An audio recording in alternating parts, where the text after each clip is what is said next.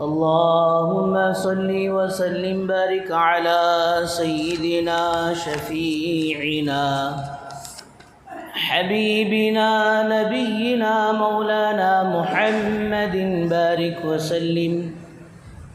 الحمد لله نحمده ونستعينه ونستغفره ونؤمن به ونتوكل عليه ونعوذ بالله من شرور أنفسنا ومن سيئات أعمالنا. من يهده الله فلا مضل له ومن يضلله فلا هادي له. ونشهد أن لا إله إلا الله وحده لا شريك له. ونشهد أن سيدنا وسندنا مولانا محمدا عبده ورسوله. أما بعد فأعوذ بالله من الشيطان الرجيم. بسم الله الرحمن الرحيم. إن أول بيت وضع للناس للذي ببكة مباركا وهدى للعالمين. فيه آيات بينات مقام إبراهيم ومن دخله كان آمنا.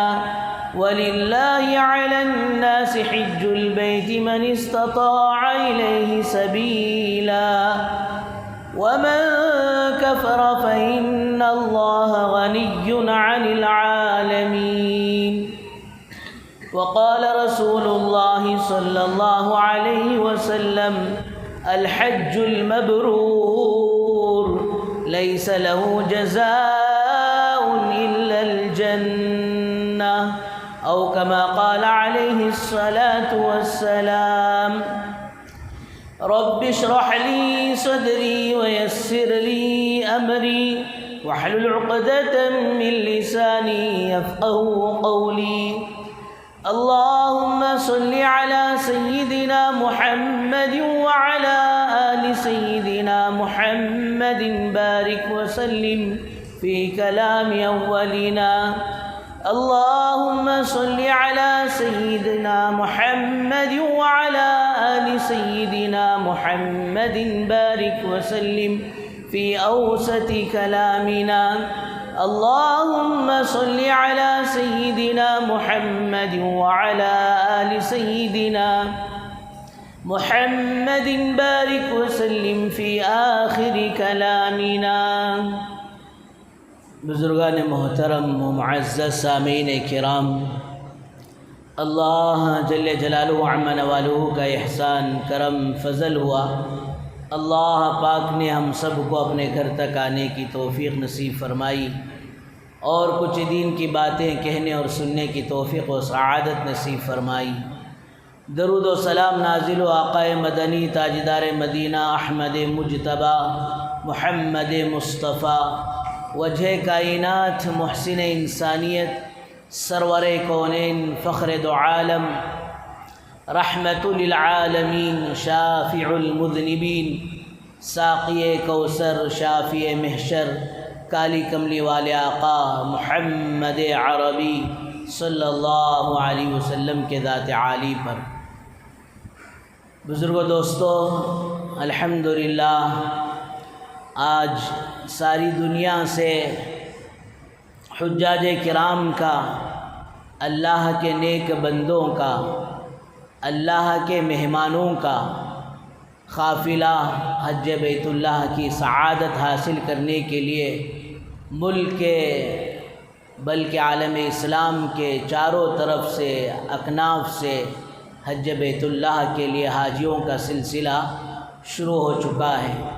دعا فرمائے اللہ تبارک و تعالی سارے حجاج کرام کے حج کو حج مقبول بنائے، حج مبرور بنائے، اور پھر اللہ پاک ان حجاج کرام کے حج کو ذریعہ بنا کر سارے عالم میں ہدایت کے، امن کے، سلامتی کے، شانتی کے فیصلے فرمائے، اور پھر جانے والے حجاج کرام کے صدقے میں اللہ پاک جلد سے جلد جوانی کے عالم میں، صحت کے عالم میں عافیت کے ساتھ اپنے گھر کی حاضری کے لیے اور پھر حج بیت اللہ کی سعادت کے لیے ہم سب کو اللہ پاک قبول فرمائے۔ بزرگوں دوستو، اسلام کے 5 فریضوں میں سے ایک اہم فریضہ حج کا فریضہ ہے۔ اسلام کے 5 بنیادی ارکان میں سے ایک رکن حج کا فریضہ ہے۔ اور پھر اللہ تبارک و تعالیٰ نے قرآن مجید میں سورہ آل عمران میں 4 پارے کے پہلے صفحے میں اللہ تبارک و تعالیٰ نے بیت اللہ کے اور پھر حج کی فرضیت کو بیان کیا ہے۔ ان اول بیت وضع للناس للذی ببکہ مبارکا وہدی للعالمین، کہ سب سے پہلے روئے زمین میں اللہ تبارک و تعالیٰ نے اپنی عبادت کے لیے جس گھر کو بنایا وہ بیت اللہ ہے۔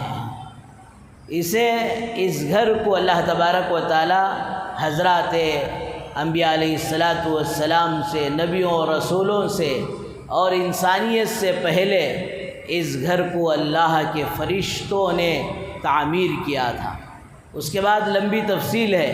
حضرت آدم علیہ السلام نے اللہ کے گھر کو بنایا، طوفان نوح میں پھر اللہ کا گھر گر گیا تو پھر اس کو دوبارہ حضرت ابراہیم علیہ السلام نے اللہ کے گھر کی تعمیر فرمائی۔ بہرحال بزرگوں دوستو، للذی ببکہ، اللہ تبارک و تعالیٰ نے اس شہر کا نام مکہ رکھا ہے، مبارکوں، اور اللہ تبارک و تعالیٰ نے اس جگہ کو بابرکت بنایا ہے۔ اور آگے فرمایا ہدی للعالمین، سارے عالم کے لیے اللہ تبارک و تعالیٰ نے اللہ پاک اپنے گھر کو ہدایت کا مرکز بنایا ہے۔ پہلے لوگ اس کی طلب میں، اس کی تڑپ میں، اس کے شوق میں، اس کے ذوق میں، اس کے جذبے میں، اس کی محبت میں ڈوب کر اس کا سفر کرتے تھے، اور پھر دوستو وہاں عجیب و غریب ہدایت سے مالا مال ہو کر آتے تھے۔ حضرت پیر ذوالفقار صاحب رحمۃ اللہ علیہ نے لکھا ہے، ایک عیسائی فیملی کا، وہ سافٹر کے اعتبار سے کچھ کام کرتے تھے، جدہ کے لیے جو ہے ان کو بھیج دیا گیا اور پھر وہاں اپنے کام میں مشغول ہیں۔ لیکن جب ماشاءاللہ حج کا سیزن آیا تو انہوں نے پہلی مرتبہ دیکھا کہ سفید کپڑوں میں، سفید یونیفارم میں ہیں، لوگوں کا ایک بڑا ازدحام، لوگوں کی ایک بڑی بھیڑ، لوگوں کا ایک بڑا مجمع جدہ سے آگے بڑھ رہا ہے۔ یہ میاں بیوی روزانہ وہ منظر دیکھتے ایک دن انہوں نے فیصلہ کیا، چلو جا کر دیکھیں تو صحیح کہ مسلمان آخر جاتے کہاں ہیں۔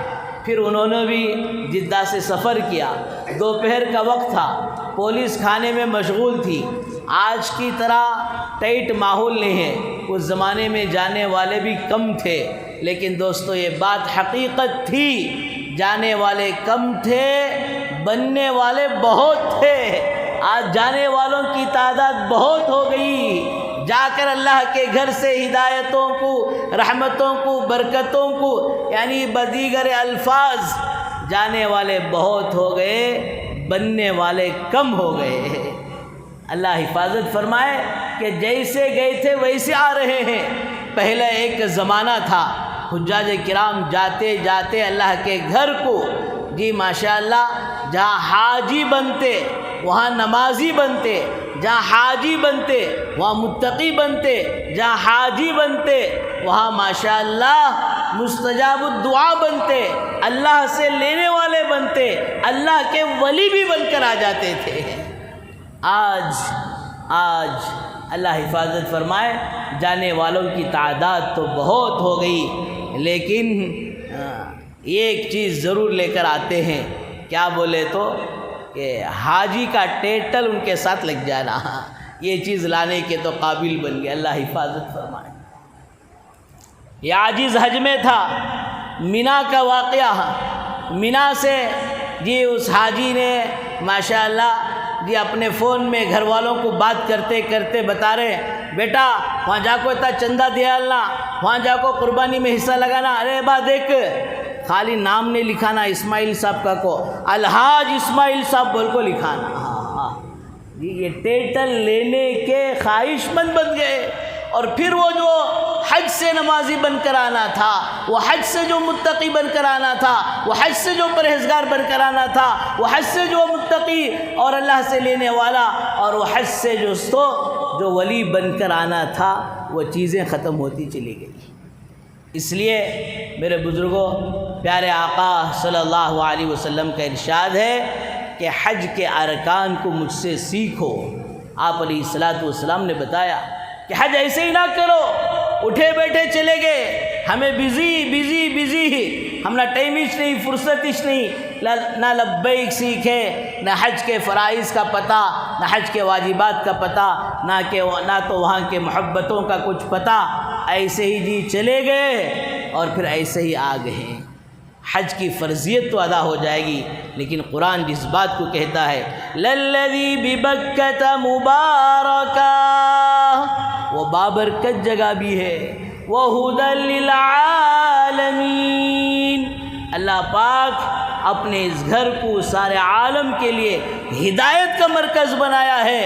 کیا ہماری جھولیاں وہاں سے ہدایتوں کو لے کر واپس ہو رہی ہے، یا پھر اللہ حفاظت فرمائے جس طرح تم نے گھومنے پھرنے کے لیے ملیشیا گئے، جاپان گئے اور ادھر گئے ادھر گئے، اس طرح یہ بھی ایک کہیں ٹور سمجھ کر نہ آ جائیں دوستو، زندگی بدل کر آئے.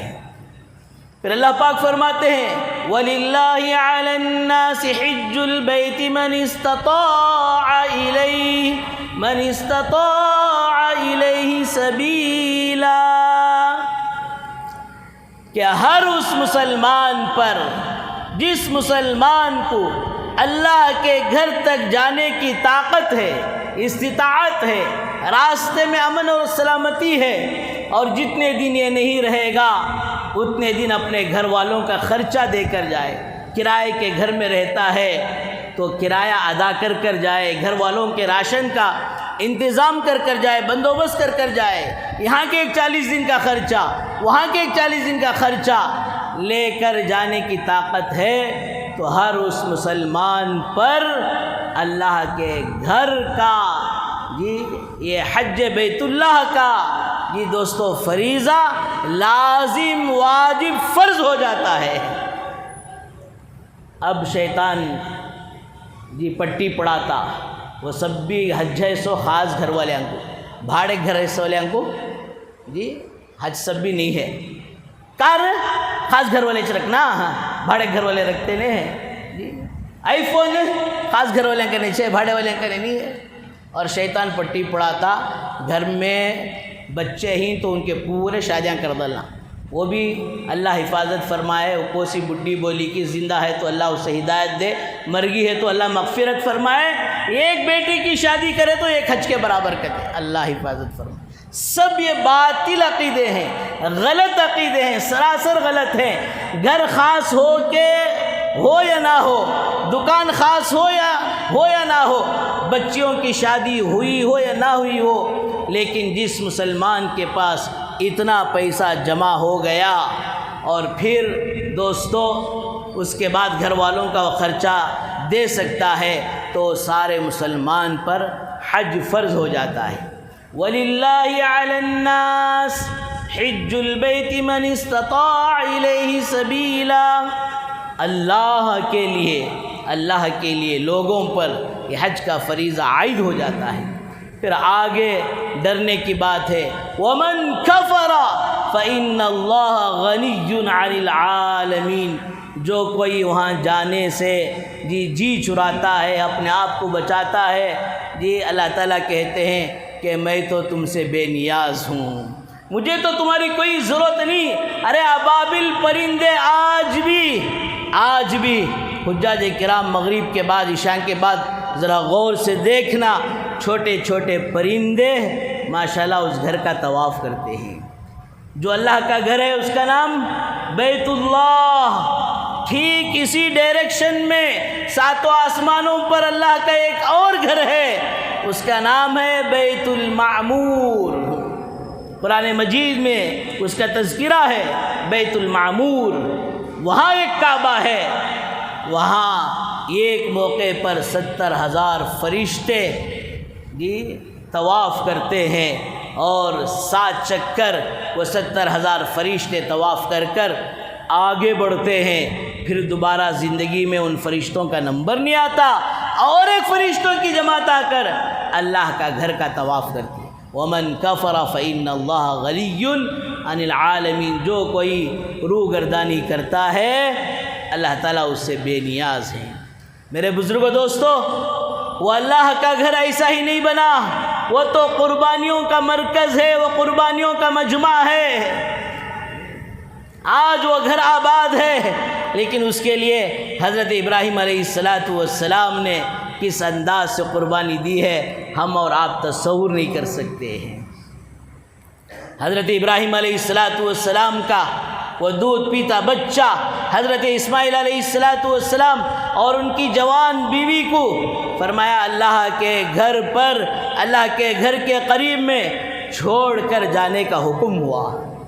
کوئی آج مسجد بن جاتی ہے، کوئی مدرسہ آج بن جاتا ہے، ہم جا کر اسے دیکھ کر خوش ہوتے ہیں، اور کبھی اس کے اندر کوئی کمی کوتاہی بتانے کے لیے تیار ہو جاتے ہیں۔ ذرا اس کمیٹی سے، ذرا اس محلے کے خادمین سے تھوڑی دیر بیٹھ کر سوچو، اس کی بنیادیں کیا تھی، یہاں کیا عالم تھا، یہاں کیا منظر تھا، یہاں کیسا یہ غیر آباد تھا، اس کے لیے کتنی محنتیں کی گئی، کتنا راتوں میں اٹھ کر رویا گیا، پھر جا کر یہ چمن بنا ہے۔ آج چمن میں دیکھ کر غلطیاں تو پکڑنے والے بہت ہوتے ہیں، لیکن ان قربانیوں کو جو دکھائی نہیں دیتا ہے وہ قربانیوں کو جاننے والے بہت کم ہوتے ہیں۔ تو بہرحال حضرت ابراہیم علیہ السلام، حضرت اسماعیل علیہ السلام وہ دودھ پیتے بچے کو چھوڑ کر جا رہے ہیں۔ علماء نے لکھا ہے حضرت ابراہیم علیہ السلام کو نمرود آگ میں ڈالا تھا۔ آگ اتنی زیادہ تھی کہ اوپر سے کوئی پرندہ اڑتا تو جل کر بھنا دیا جاتا، اور پھر آگ میں ڈالنے والوں کی ہمت نہیں تھی کہ حضرت ابراہیم علیہ السلام کو لے جا کر قریب سے آگ میں ڈالے، قریب سے لے جا کر ڈالتے تو ڈالنے والے بھی جل جاتے، اس لیے ایک جھولے میں بٹھا کر حضرت ابراہیم علیہ السلام کو دور سے پھینکا گیا۔ حضرت ابراہیم علیہ السلام فرماتے ہیں اس آگ کے منظر کو دیکھ کر بھی قسم بخدا مجھے ذرا برابر اتنا ڈر نہیں ہوا جتنا ڈر اس وادی غیر ذی زرع میں اپنی جوان بیوی اور دودھ پیتے بچے حضرت اسماعیل کو چھوڑ کر جاتے ہوئے ڈر ہوا۔ اللہ میں یہاں چھوڑ دوں، ہاں خلیل چھوڑ دو۔ اور پھر دوستو چھوڑ کر جاتے جاتے حضرت ابراہیم نے جو دعا کی ہے اس پر آسمان کے فرشتوں کے بھی آنسو گر گئے۔ ربنا انی اسکنت من ذریتی بواد غیر ذی زرع عند بیتک المحرم ربنا لیقیموا الصلاة فاجعل افئدة من الناس تہوی الیہم وارزقهم من الثمرات لعلهم يشکرون۔ اے میرے پروردگار، میں تو اپنی بیوی بچوں کو وادی غیر ذی زرع، علماء نے فرمایا کہ وہ وادی، وہ سنگلاخ وادی ہی، کالے پہاڑوں کے پتھر، انسان تو انسان، ایک چرندہ پرندہ بھی دوستو نظر نہیں آ رہا تھا، ایسی جگہ چھوڑنے کا حکم۔ پھر فرماتے ہیں اے اللہ آپ کے گھر کے پاس چھوڑ کر جا رہا ہوں، ربنا لیقیموا الصلاۃ، اے اللہ میری نسلوں کو آپ نماز کا پابند بنا دیجئے۔ میرے بزرگوں، اولاد کے لیے سب سے بنیادی چیز یہی ہے کہ اولاد کے لیے دنیا سے پہلے دین مانگو، دین ملے گا تو دنیا مل جائے گی۔ بھینس خریدیں گے دودھ کے لیے، گوبر خود بخود مل جائے گا۔ دیندار متقی پرہیزگار بنا دو، اس متقی اور پرہیزگار کی برکتیں ایسی ہوں گی اللہ ان کے لیے دنیا بھی آسان کر دے۔ ربنا لیقیموا الصلاۃ، آج اللہ حفاظت فرمائے، مسجد کا معاملہ آئے ہے، تو مسلمان ایسے جوش میں آتا ہے سر کٹانے کے لیے تیار، لیکن وہی بات کہ مسجد میں آ کر سر جھکاؤ، نہیں، اس کے لیے تیار نہیں۔ ارے جوش کیا دکھاتا ہے کہ سر کٹانے کے لیے تیار اور 5 وقتہ سر جھکانے کے لیے تیار نہیں۔ اب جی جتنا بھی واویلا مچا لیں، جتنا بھی تذکرہ کر لیں، جی کیا بمڑیاں مارنا مار لیں، ہم نہیں بدلیں گے تو حالات بھی نہیں بدلیں گے، صاف بات ہے۔ ربنا لیقیموا الصلاۃ، نبی کا نام سن کر تو مسلمان جھوم جاتا ہے، نبی کا فرمان سن کر اللہ حفاظت فرمائے گھوم جاتا ہے، کہتا ہے کہ رگ رگ میں نبی ہیں اور پڑھتا ہے نماز کبھی کبھی ہی۔ وعدہ تو رگ رگ میں نبی کا، اور نبی کا جو اصل فرمان ہے نماز کا، اس کے لیے کبھی کبھی کا معاملہ۔ تو بہرحال حضرت ابراہیم علیہ السلام نے پہلی دعا لیقیموا الصلاۃ فاجعل افئدۃ من الناس تہوی الیہم، اے اللہ لوگوں کے دلوں کو ادھر متوجہ فرما دے، وارزقہم من الثمرات، اے اللہ میری نسلوں کو ایسی روزی کھلانا، لعلہم یشکرون، تاکہ وہ تیری روزی کھا کر شکر گزار بنے۔ اللہ نے ایسے دعا قبول کیا کہ مکہ مدینے کی چیزوں کو اللہ نے ساری دنیا میں پہنچایا، ساری دنیا میں پیکنے والی بننے والی چیزیں فرمایا وہ مکہ مدینے کو اللہ نے پہنچایا۔ کیا ہے؟ وارزقہم من الثمرات لعلہم یشکرون۔ میرے بزرگوں دوستو، ان قربانیوں کے بعد اللہ کا گھر اور پھر لوگوں کا ادھر متوجہ ہونا یہ ایسے نہیں ہوا ہے، قربانیوں کے بعد ہوا۔ اور پھر ماشاءاللہ وہاں کی ایک چیز، جی جدہ سے اگر آپ شروع کریں سلسلہ تو جدہ کہتے ہیں جی عربی میں دادی کو، جدتن دادی کو۔ جب حضرت آدم علیہ السلام، حضرت حوا علیہ السلام یہ آسمانوں سے جنت سے اتار دیے گئے، حضرت آدم علیہ السلام آئے ہندوستان کی سرزمین، جو سری لنکا ابھی الگ نہیں ہوا تھا، ہندوستان کی سرزمین پر، اور حضرت حوا علیہ السلام اتری ہیں جدہ میں، اسی کی طرف نسبت کرتے اس کا نام جدہ پڑا۔ 100 سال کی جدائی کے بعد اللہ نے دل میں بات ڈالی تو حضرت آدم علیہ السلام نہ تو پلین، نہ تو بس، نہ تو ٹرین، نہ تو راپیڈو، اوبر، اولا، کچھ بھی نہیں، یہاں تک کہ اونٹ اور گھوڑا بھی نہیں، پیدل آپ نے سفر کیا۔ ادھر سے حضرت حوا علیہ السلام چلی، تب جا کر دونوں کی ملاقات عرفات کے میدان میں ہوئی، اس لیے اس کا نام عرفہ یعنی پہچاننے کی جگہ۔ پھر دونوں نے آپس میں جی ایک دوسرے کو پہچانا، اور پھر اسی پہاڑ کا نام دوستو جی جبل رحمت بھی ہے کہ اللہ نے اپنی رحمت کا معاملہ فرمایا۔ علماء نے لکھا ہے میدان قیامت بھی وہاں قائم ہونے کی جگہ، جہاں جبل رحمت ہے وہاں اللہ کا عرش ہوگا، اور پھر دوستو خالق اور مخلوق کو ملنے کی جگہ بھی اللہ نے اسی کو بنایا ہے۔ پھر وہاں سے رات گزاری مزدلفہ میں، ازدلیفہ چادر اوڑھنے کو کہتے ہیں، تو رات گزاری تو اللہ تعالیٰ نے اس کا نام مزدلفہ بنا دیا۔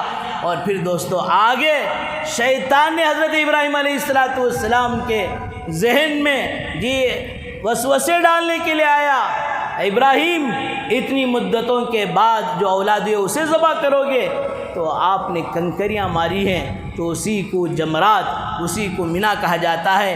بہرحال بزرگ دوستو، حج کی سعادت یہ بہت بڑی سعادت مندی کی بات ہے، حاجی کے بڑے فضائل ہیں، یہاں تک کہ آپ نے فرمایا من حج للہ فلم یرفث ولم یفسق رجع کیوم ولدتہ امہ، جو کوئی حاجی بغیر کسی گناہ کے، جی بغیر کسی فسق و فجور کے اللہ کا یہ فریضہ ادا کر لیتا ہے، فرمایا وہ ایسے گناہوں سے پاک صاف ہوتا ہے جیسا آج ہی وہ دنیا میں آیا ہو۔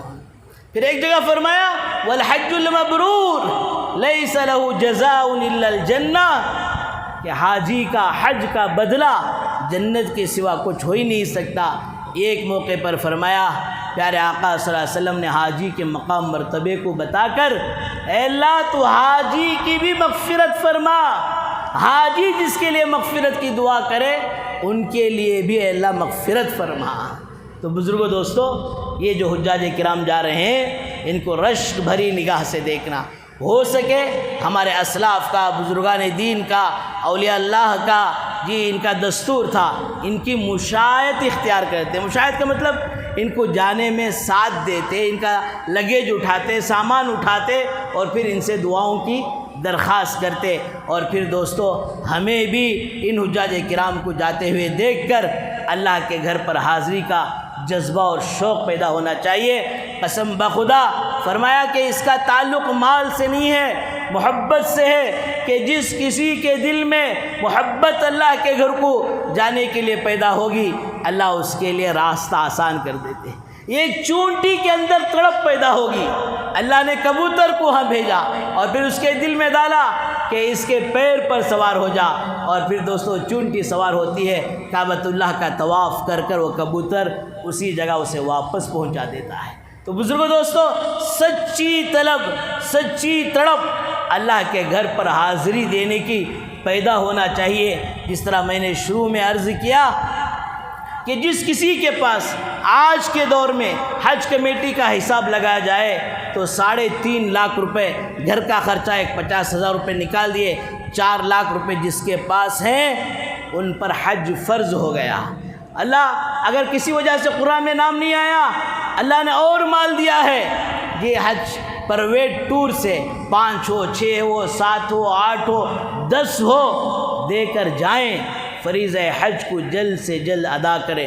وہ کیسا ہو جاتا حضرت؟ وہ اتنے پیسے دیکھو جانا 25 لاکھ کی کار رکھتا ہے، اور 25 لاکھ کی کار لیتے ہوئے اسے زیادہ نہیں لگتے، اور پھر دوستو اللہ کے گھر پر حاضری دینے کے لیے 4-5 لاکھ زیادہ ہو جاتے ہیں۔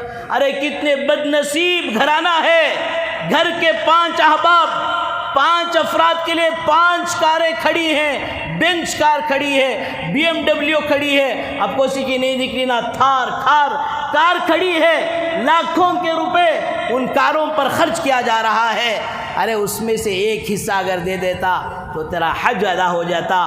دوستو حضرت مولانا طارق جمیل صاحب دامت برکاتہم لکھتے ہیں کہ ایک مسافر کا، کار ڈرائیور کا حج کے دوران ملاقات ہو گئی، حضرت روم تک کار میں گئے، پوچھا بھائی کتنے سال سے ہے؟ بولے حضرت 10 سال سے ہوں۔ حضرت فضائل بیان کرنے لگے، ارے آنے والے زندگی میں ایک بار آتے ہیں، تو کتنا خوش نصیب ہے، 10 سال سے یہاں ہے، پتہ نہیں تیرے عمریں کتنے ہو گئے ہیں، بھائی حج بھی ہو گیا کیا؟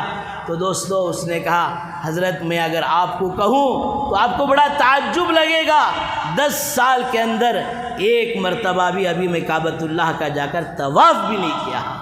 اللہ محروم کرنا چاہے وہاں رکھ کر محروم کر دے۔ ایک واقعہ لکھا ہے، میاں بیوی اور بیٹا گئے، بیٹا بڑا پڑھا لکھا تھا، پتہ نہیں اس کے اندر کیا وہ چبن تھی، کیا کڑک تھی، کہیں کو جانا کیا کرنا، ہمارے پیرنٹس کو عقل نہیں، ابھی بلا لے چل جا رہی شادی، اللہ حفاظت فرمائے میری شادی ہوئی نہیں، فرمایا گئے روم میں سامان بھی رکھ دیے، اور پھر دوستو حرم کے دروازے پر جاتے جاتے اسے عجیب طبیعت میں بے قراری ہوئی، واپس آ گیا، ماں باپ عمرہ ادا کر آئے تو دیکھا احرام بھی کھول دیا ہے، کپڑے پہن کر واپس ملک کو جانے کے لیے تیار ہے۔ اللہ محروم کرنا چاہیں اپنے دروازے پر بھی بلا کر محروم کر دیتے ہیں۔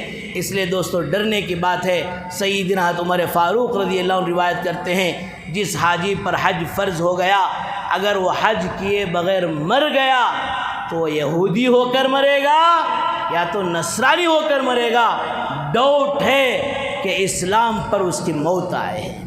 یہاں تک کہ علماء نے لکھا ہے جس پر حج فرض تھا اور حج کیے بغیر مر گیا، اب ان کے اولاد کی ذمہ داری ہے کہ اس آدمی کا، اس مرحوم کا کسی نہ کسی کے ذریعے سے، اس کے گھرانے سے کسی کے ذریعے سے حج بدل کرا دیں، تاکہ وہ اللہ کے عذاب سے، اللہ کے اس فریضہ ادا نہ کرنے کے حکم میں، حکم عدولی کی پکڑ سے بچ جائے۔ اللہ تعالیٰ سے دعا فرمائے اللہ تبارک و تعالیٰ جتنے لوگ اس سال جا رہے ہیں ساروں کے حج کو اللہ پاک ان کے سفروں کو آسان فرمائے، حج مقبول و مبرور بنائے، جانے سے پہلے زیادہ سے زیادہ وہاں کی عظمتوں کو، وہاں کے شوق کو، جذبے کو، محبت کو، اس لیے شاعر کہتا ہے کوئی حاجی وہاں پہنچ جائے تو فرمایا وہاں یہ شعر پڑھا کرے، شکر ہے خدایا تیرا، شکر ہے خدایا تیرا، تو نے اپنے گھر بلایا میں تو اس قابل نہیں تھا۔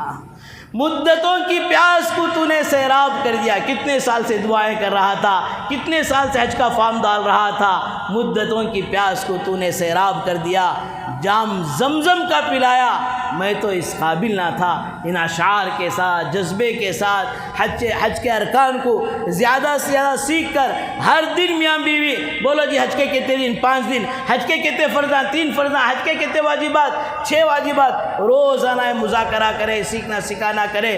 جتنا عظمتوں کو, محبت کو, طلب کو, تڑپ کو لے کر جائیں گے, اتنا دوستو وہاں سے مالا مال ہو کر آئیں گے. وآخر الدعوانا الحمدللہ رب العالمین. جو حضرات سنت نہیں پڑھ لیں اس